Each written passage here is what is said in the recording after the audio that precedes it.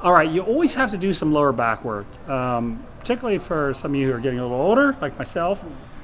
You can't beat a good old regular hyperextension. These are hyperextensions. This is a hyperextension bench. The one thing I would say is you got to have the right height on this pad. If you get it too low, it turns into more of a hamstring and glute exercise, which is great if you want to train hams and glutes.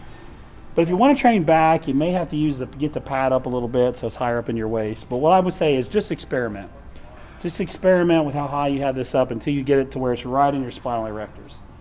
Now, if you're really strong, what we sometimes do is we hold a barbell out in front of us. And we use 45-pound plates, so the range of motion is a little shorter, so you're not going down too low with a heavy barbell. But sometimes we'll actually hold a barbell and do these as well. But you can't go wrong with good old hyperextensions. This is actually a great way to rehab an injured back too. Although in that case, I would just use your body weight. All right, so sets and reps for lower back. Now that's a little tricky because some people can do a ton of reps, some people can't. So I'm just going to give you some general guidelines. If you chose a hyperextension, I like to do 2 sets to failure, and then as you get a stronger lower back, then you do 3 sets to failure. So it's going to burn, you're going to feel in your lower back. If you chose the reverse hyper, I like to use a weight that gives me around 10 to 12 reps on those. So about 3 sets of 10 to 12.